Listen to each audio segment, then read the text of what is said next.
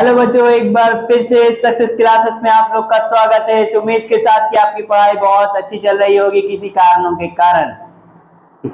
के कारण जो है आपका वीडियो नहीं आ रहा था। अब हम कोशिश करेंगे कि आपका वीडियो लगातार एवरीडे आता रहे। वैसे हम चलते हैं, टाइम नहीं बर्बाद करके सीधा टॉपिक पे बात करते हैं। हम लोगों ने आपतल दर्पण में क्या सिद्ध कर लिया था? हम लोगों ने आपतल दर्पण में क्या सिद्ध कर लिया था? F बराबर 1/u प्लस 1/v। इसको हम लोगों ने देख लिया, प्रूफ कर लिया। क्या कर लिया था? प्रूफ कर लिया था। अब हम लोग देखेंगे कि उत्तल दर्पण में F बराबर 1/u प्लस 1/v के बारे में। अब हम देखेंगे किसमें? उत्तल दर्पण में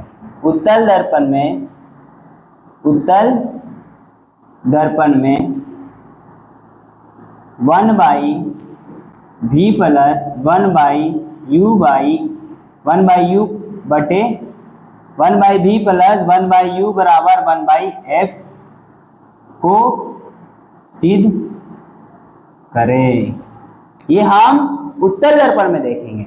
हम लोगों ने आपतल दर्पण में F बराबर 1/u प्लस 1/v सिद्ध कर लिए थे।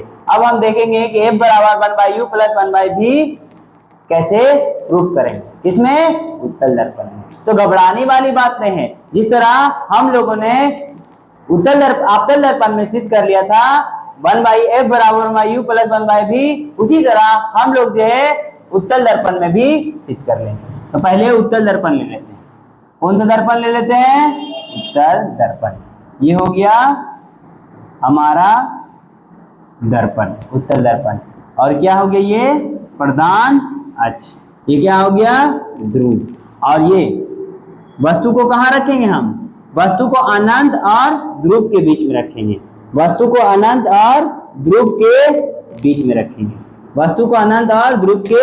रखेंगे। यहां से एक किरण निकलेगी। ये किरण यहां से निकल कर ये टकराने के बाद, प्रवर्तन के बाद इधर की ओर मुड़ जाएगी। और ये जो है जाके मिलेगा जिस बिंदु पर, उसको हम फोकस कहेंगे। ये जिस बिंदु पर जाके मिलेगा उसको हम क्या कहेंगे? फोकस कहेंगे। ठीक है, यहां तक कोई दिक्कत नहीं होगा। अब एक किरण और निकलेगी।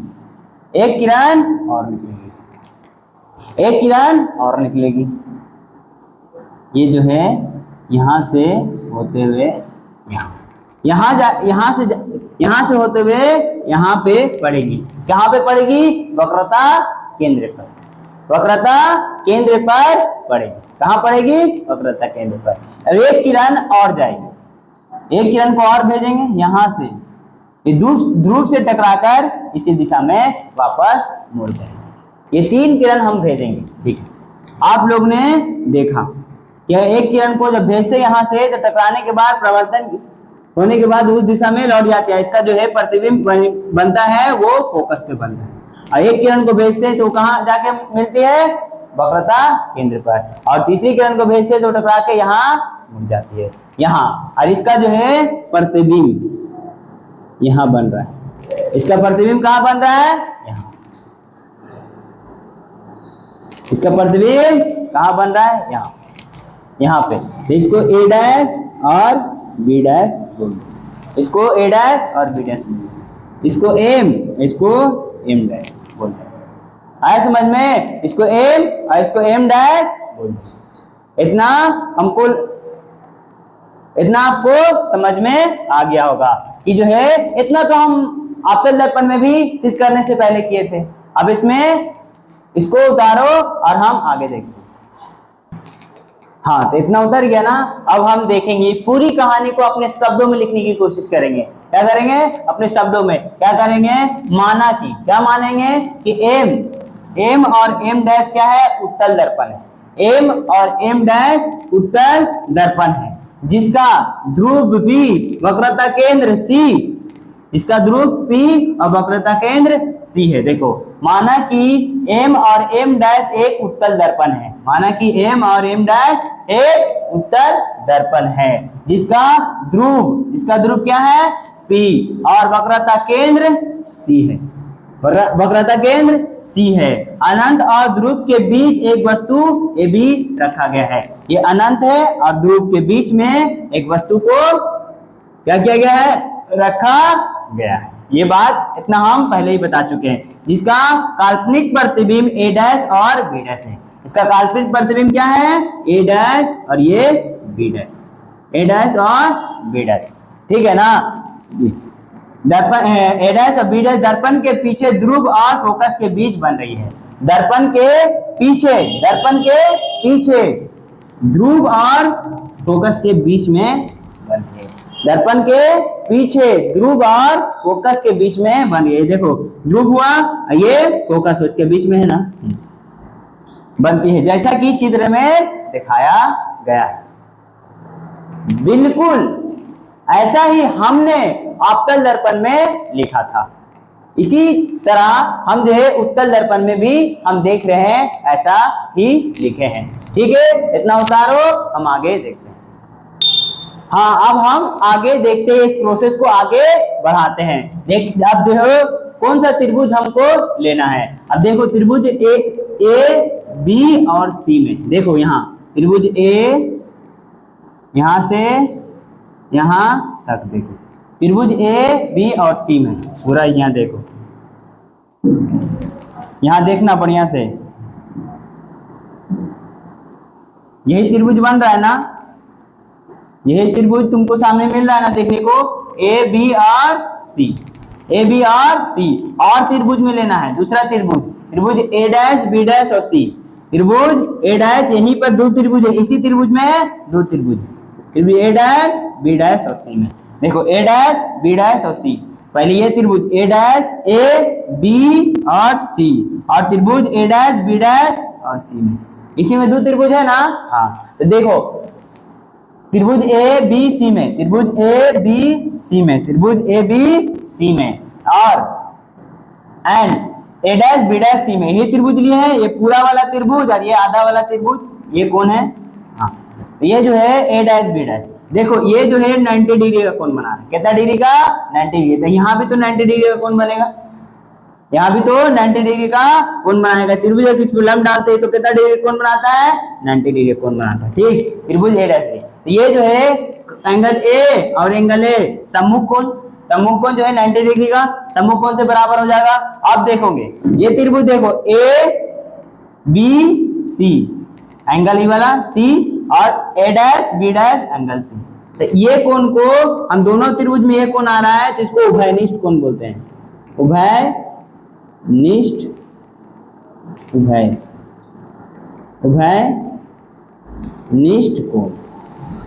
उभयनिष्ठ कोण से, ये उभयनिष्ठ कोण से आया समझ में, इतना आ गया होगा समझ में, ठीक है।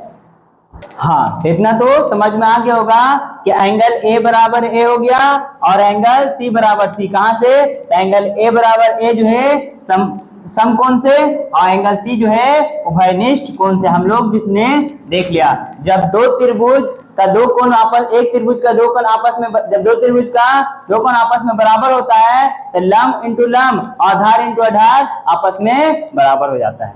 तो दो भुजाओं का योग जो है वो आपस में बराबर हो जाता है। हम जो है अभी देखें कि इस त्रिभुज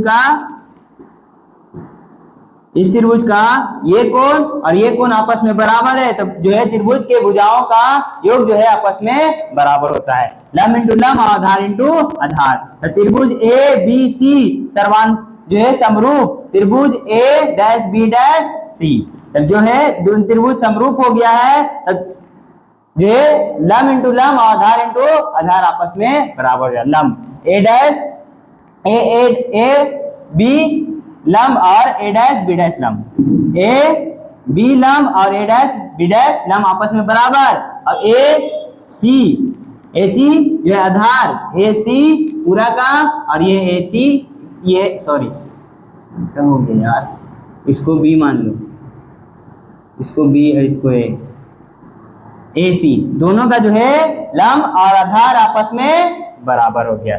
इसमें हम यहाँ तक देख लिए, इसको इक्वेशन 1 मान लेंगे, ठीक है, इसको इक्वेशन 1 मानेंगे। जब दो त्रिभुज समरूप होता है तो दोनों त्रिभुज का भुजा जो आपस में बराबर होता है, ये हमने देख लिया।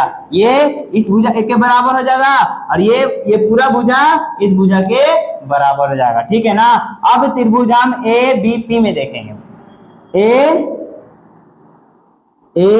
बी और पी में, यहाँ इस एंगल में, और त्रिभुज ए डैश बी डैश पी में, ये वाला एंगल, ये दोनों एंगल हम देखेंगे, ठीक है। ये दोनों में देखो कोण ए बराबर 90 डिग्री है, यहाँ कोण 90 डिग्री बना रहा है, यहाँ भी कोण 90 डिग्री, ये कोण बराबर हो जाएगा किससे, समकोण से। क्या कौन सा कोण से, समकोण से, जो हमने देख लिया, ठीक है, समकोण से। अब जो है एंगल 1 और ये एंगल 2 मानेंगे, ये कोण 1 और ये कोण 2। ये कोण 1 ये कोण 2 कुछ याद दिला रहा है प्रवर्तन के नियम से, याद दिला रहा है ना। ये कोण जो है कौन सा कोण, प्रवर्तन के नियम से।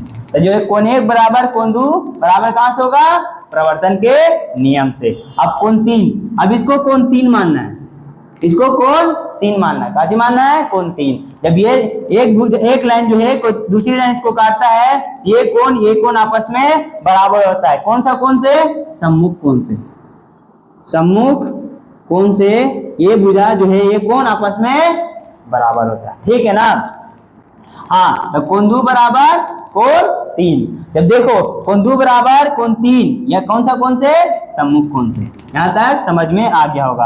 अब हम देखेंगे कि कोण 2 और कोण 2 आपस में बराबर हो गया, इसलिए कोण 1 बराबर कोण 2, कोण 2। तो यहाँ देखो एक भुजा एक कोण यहाँ बराबर हो गया, एक कोण यहाँ बराबर हो गया। तब जो है त्रिभुज का दो कोण आपस में बराबर हो जाता है तो उसका भुजाओं का योग भी आपस में बराबर हो जाता है।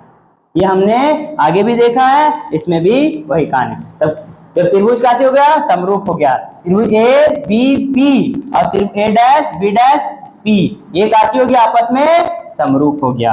अतः त्रिभुज ए बी पी समरूप त्रिभुज ए डैश बी डैश पी। जब ये बराबर हो गया तो इसके भुजाओं का योग भी बराबर होगा, यानी लंब इंटू लंब, यानी ए बी बटे ए डैश बी, लंब बराबर हो गया। इसका जो है आधार भी बराबर होगा, इसका आधार ये होगा और इसका आधार ये होगा।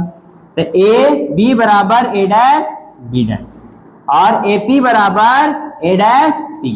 यहां तक तो समझ में आ गया। समीकरण 1 और 2 से, यहाँ समीकरण 1 और समीकरण 1 में देखो A B by A dash B dash और A B by A dash, ये आपस में बराबर हो गया, इसलिए ए सी बाई ए डैश सी और A P by A dash P आपस में बराबर हो गया। आगे समझ में, इतना उतारो, हम आगे देखते हैं। हाँ, हम लोग ने देख लिया, कहां तक देखे हम लोग ने कि ए सी बराबर ए डैश सी, ए पी बराबर ए डैश पी, यहां तक हम लोगों ने देख लिया, ठीक है। अब हम ए सी को, ए और सी को देखेंगे। ए सी, ये पूरा लाइन मान लो ए सी है, है पूरा लाइन ए और सी है, ठीक है। तो हमको ए सी निकालना है और ये जो है बीच में क्या है, बीच में क्या है, ध्रुव पी है, सॉरी ध्रुव क्या है, पी है, पी है। तब पूरा में से हम जो है A P plus P C को जोड़ देंगे तो हमको क्या मिल जाएगा, ए सी मिल जाएगा। हम जो है हमको क्या निकालना है, ए और सी निकालना है, तो हम इतना प्लस इतना कर देंगे तो ए सी हो जाएगा ना। हाँ, जब देखो ये हमको निकालना का चीज, ए सी निकालना है, ए सी निकालना है, ए सी का मान निकालना है। यहाँ देखो ए सी का मान हमको निकालना है, तो हम क्या करेंगे, ए पी जोड़ पी सी कर देंगे, ए पी जोड़ पी सी कर देंगे। यहाँ देखो ए पी जोड़ पी सी, तो ए पी जोड़ पी सी, तो हमको ए सी निकल जाएगा। यहाँ देखो ए पी जोड़ पी सी, सी बराबर, यहाँ देखो सी बराबर ए पी जोड़ पी सी, ठीक है, यहाँ कंप्लीट। अब आगे देखते हैं ए डैश, ए डैश, अब यहां से ए और कहा है, यहाँ ए डैश और यहाँ पी हो, ए डैश सी, ए डैश सी में देखो पी ए डैश सी में, यहाँ देखो ए डैश सी में देखेंगे, ठीक है। तो हम जो है पूरा में से इतना को घटा देंगे, ये पूरा में से इतना को घटा देंगे तो हमको इतना बचेगा। हम ये पूरा में से ई लाइन को इतना जो है इतना को घटा देंगे तो हमको ये बच जाएगा, यानी ए सी को ए डैश सी में से क्या घटा देंगे, पी सी माइनस बोलो P C minus P A dash. इतना पूरा में से हम इतना घटा देंगे तो हमको इतना मिल जाएगा ना। ये पूरा लाइन है, मान लो ये पूरा लाइन है, पूरा लाइन में से इतना को घटा देना है तो हमको इतना मिलेगा कि नहीं मिलेगा, वही मिला। तो ए सी बराबर ए डैश सी बराबर P C minus A P. ये लाइन भी आपको उम्मीद है कि क्लियर हो गया होगा। अब हम आगे देखेंगे, तो जो है ए सी बराबर काची होगा, A P plus P C और ए डैश बराबर P C minus P A dash. अब पी को ऐसे लिख देंगे। अब हम चिन्ह परिपाटी देखेंगे, चिन्ह परिपाटी से देखेंगे कि ए पी, ए और पी, ए पी जो है ये वस्तु दूरी, ए पी जो है ये क्या है, यहाँ से यहाँ तक वस्तु दूरी। तो वस्तु दूरी जो है ये प्रतिबिंब के बाएं साइड, ये प्रतिबिंब के बाएं साइड में, इसलिए क्या लेंगे, निगेटिव लेंगे। तो वस्तु दूरी को हम क्या से दर्शाते थे, यू से, यानी इस साइड है, प्रतिबिंब के इस साइड है तो इसको क्या से बोलेंगे, निगेटिव, यू निगेटिव लेंगे। ठीक, अब पीसी, पीसी जो है वो फोकस दूरी के दोगुना है। ये जो है पीसी फोकस दूरी के दोगुना है, इसलिए इसको 2f लेंगे। इसको क्या लेंगे, 2f लेंगे। क्या लेंगे, 2f लेंगे, है ना। लेकिन यहाँ पे एक जो है जरा सा गलती हो गया, ये जो है इस साइड दर्पण के इस साइड है, इसको पॉजिटिव लेंगे। क्या लेंगे, इसको पॉजिटिव लेंगे। इधर रहता तो निगेटिव लेते। ठीक, तो पीसी जो है वो फोकस के दोगुना दूरी पे है, फोकस जो है पीसी के दुगना है, फोकस से पीसी जो है दुगना है। अब जो है पी और ए डैश, ये जो है इसकी दूरी है, प्रतिबिंब की दूरी। ये किसकी दूरी है, प्रतिबिंब। यहाँ देखो प्रतिबिंब यहाँ बन रहा ना, तो ये दोनों क्या है, प्रतिबिंब। ये भी इधर साइड बन रहा है, प्रतिबिंब दूरी को हम भी बोलते हैं, प्रतिबिंब की दूरी को भी बोलते हैं ना, हम बता चुके हैं। और जो है पी और एफ, और पी एफ ये क्या है, फोकस दूरी। ये पी एफ को फोकस, सब उधर बन रहा है तो उसको पॉजिटिव, इधर बनता तो निगेटिव। ठीक है, इतना उम्मीद है कि आपको समझ में आ गया होगा। अब हम देखेंगे, इसका मान रखेंगे। पी एपी को हम माइनस यू, एपी को हम माइनस यू माने हैं वस्तु दूरी, और पीसी को 2f प्लस 2f और बटे पीसी, पी और सी। पीसी को क्या माने हैं, 2f प्लस में और माइनस पी और ए डैश, जो है प्रतिबिंब दूरी को भी माने, पी और माइनस दूरी को भी माने माइनस, और जो है बटे का जिक्र एपी को माइनस यू और ए डैश पी को माइनस ई प्लस भी। इतना समझ में आ गया होगा। अब इसको हम क्रॉस गुना कर देंगे, कैसे गुना कर देंगे, क्रॉस मल्टीप्लिकेशन कर देंगे। तो क्रॉस मल्टीप्लिकेशन करेंगे इससे, u माइनस यू को प्लस भी से, तब माइनस यू भी, और जो है फिर प्लस 2f को प्लस भी से, तब प्लस 2vf। यहां तक तो क्लियर हो गया होगा। अब हम इसको करेंगे, इसको इससे गुना करेंगे, 2f माइनस यू से, 2f माइनस यू से गुना करेंगे, 2f माइनस यू आ जाएगा, और प्लस माइनस भी और माइनस भी, तो माइनस और माइनस प्लस हो जाएगा, तो पता ही है, तब भी और यू हो जाएगा, भी और यू हो जाएगा। यहाँ तक क्लियर है। अब हम काजी करेंगे, उलट देंगे। अब हम इसको घटा के देखेंगे, घटा के जोड़ के देखते हैं क्या करना है। तो इसको जो है 2f को इधर ले लेना है, क्या लेना है, 2f को इधर लेना है, और जो है माइनस यू भी को इधर कर देंगे, माइनस यू भी को इधर करेंगे तो ये प्लस, ये माइनस में है तो ये प्लस में है, तो माइनस प्लस हो जाएगा, इधर से इधर जाएगा तो प्लस हो जाएगा। माइनस जो है ये इधर है तो इधर से इधर जाएगा तो क्या हो जाएगा, प्लस हो जाएगा। माइनस 2uf प्लस ये भेजे तो क्या हो जाएगा, 2u भी। यहाँ तक क्लियर हो गया होगा।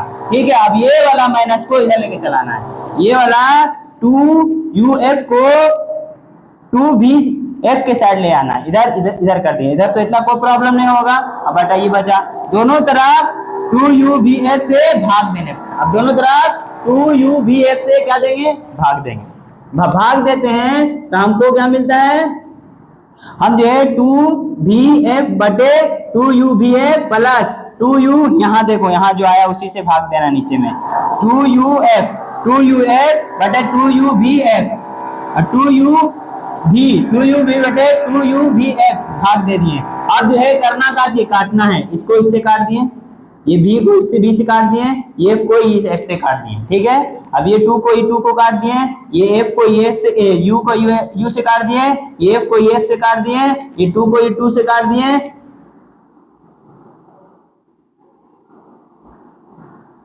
हाँ सही है, ये v u को u को काट दिए, v से v को काट दिए। तो यहाँ पे देखो यहाँ बचा क्या चीज 1/u और इधर प्लस 1/v बराबर 1/f। यही तो प्रूफ करना था, यही तो हमको प्रूफ करना होता है और हमने ये प्रूफ कर लिया, हमने ये प्रूफ कर लिया।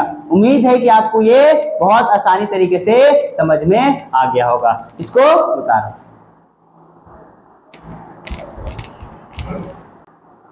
हाँ बच्चों, हमने अभी पढ़ा एक उत्तल दर्पण में, उत्तल दर्पण में क्या पढ़ा, उत्तल दर्पण में हमने पढ़ा, उत्तल दर्पण में पढ़ा 1/f बराबर 1/u प्लस 1/v। अभी हमने इसके बारे में पढ़ा, इसको प्रूफ किया। अब पढ़ेंगे आवर्धन के बारे में, आवर्धन के बारे में। इसका इंग्लिश होता है मैग्निफिकेशन,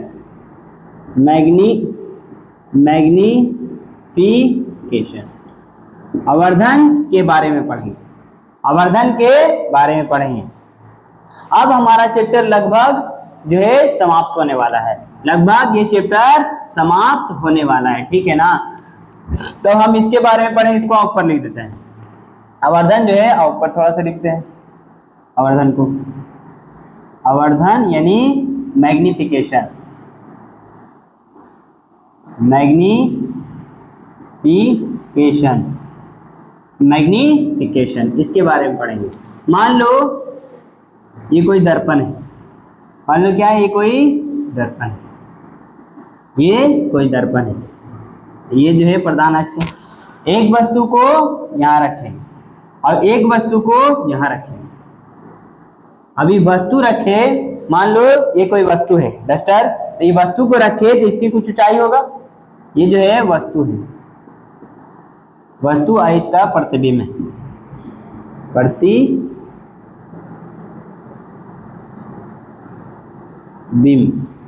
प्रतिबिंब है। ये वस्तु है, ये इसका प्रतिबिंब, ये वस्तु है, ये इसका प्रतिबिंब। और वस्तु को इंग्लिश में ऑब्जेक्ट बोलते हैं, वस्तु को इंग्लिश में ऑब्जेक्ट बोलते हैं। और प्रतिबिंब को जल्दी बोलो, प्रतिबिंब को क्या बोलते हैं, प्रतिबिंब को इमेज बोलते हैं, इमेज बोलते हैं। तो ये जो है हम क्या बोले, ये वस्तु है तो वस्तु की कुछ ऊंचाई होगा, इसको तो ये वस्तु की ऊंचाई काजी कर देंगे, वस्तु की ऊंचाई। अब वस्तु की ऊंचाई को h0 से दिखाते हैं, h0 या फिर h0 से बोले, h0 से ये प्रतिबिंब, ये वस्तु की ऊंचाई को दिखाते हैं। और ये जो है प्रतिबिंब है, ये प्रतिबिंब का भी तो कुछ ऊंचाई है, आपको दिख रहा होगा इसका प्रतिबिंब, ये वस्तु है, इसका प्रतिबिंब यहाँ बना तो इसका जो है कुछ ऊंचाई है, देखो कुछ हाइट है, इसका कुछ हाइट है ना इतना। इसका भी हम लोग ने देखा भी कि वस्तु की हाइट इतना था, इसका भी हाइट इतना है। तो ये जो है प्रतिबिंब की ऊंचाई, इसको हम HI से दिखाते हैं, HI से दिखाते हैं, HI से दिखाते हैं, प्रतिबिंब की ऊंचाई को HI से दिखाते हैं। अब बोलेंगे आवर्धन, आवर्धन कैसे कहते हैं, किसको, इतना हम जो है समझ लिए, इतना हम समझेंगे तभी इसको समझ पाएंगे, इसको हम समझेंगे तभी हम इसके बारे में समझ जाएंगे। प्रतिबिंब की वस्तु की ऊंचाई या प्रतिबिंब की ऊंचाई के अनुपात को ही आवर्धन कहते हैं, इसलिए इतना हमको समझाना पड़ा। वस्तु की ऊंचाई और प्रतिबिंब की ऊंचाई के अनुपात को ही क्या बोलते हैं, आवर्धन कहते हैं, आवर्धन। अब जो है सर लिखते हैं आवर्धन और इंग्लिश में मैग्निफिकेशन, तो आवर्धन को स्मॉल m से दर्शाया जाता है, आवर्धन को स्मॉल m से दर्शाया जाता है समझ में, इसको इतना होता है। उधर गया, उसको मिटाते हैं।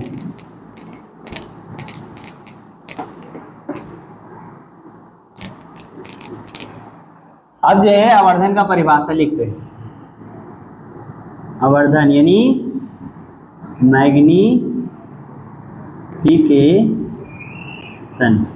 मैग्निफिकेशन, तो इसका परिभाषा लिखते हैं।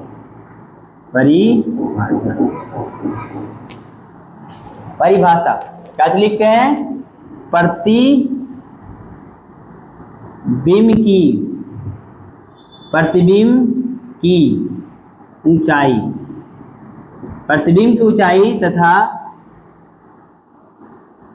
वस्तु की ऊंचाई के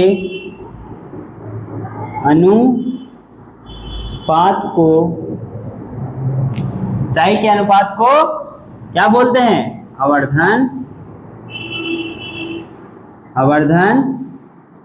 कहते हैं। तो m बराबर हम बताए थे, इसे क्या सूचित किया जाता है? इसे स्मॉल m से सूचित किया जाता है, तो m बराबर प्रतिबिंब की ऊंचाई और वस्तु की ऊंचाई के अनुपात को, इसका ऊंचाई के अनुपात को प्रतिबिंब को, तो प्रतिबिंब की ऊंचाई को HI और जो है वस्तु की ऊंचाई को HO के द्वारा दिखाएं। ये जो है ये हुआ इसका फॉर्मूला, इसका आवर्धन का फॉर्मूला हुआ m बराबर HI/HO। ठीक है ना? लेकिन हमको अभी इसका व्यंजक प्राप्त करना होता है, -V/U। m बराबर -V/U, इसका व्यंजक हमको प्राप्त करना होगा, यानी इसको सिद्ध करना होगा, इसको प्रूफ करना होगा। ठीक है ना? तो इसको प्रूफ हम अगले वीडियो में करेंगे, अगले पार्ट में करेंगे। यहाँ तक आपको उम्मीद है कि आपको समझ में आ गया होगा। यहाँ तक मैं आपसे ये उम्मीद करता हूँ कि एक एक वर्ड आपको समझ में आ गया होगा। यहाँ तक रहने देते, ठीक है? वीडियो अच्छा लगा तो लाइक सब्सक्राइब करना ना भूलें और दोस्तों को शेयर करना ना भूलें। Thank you.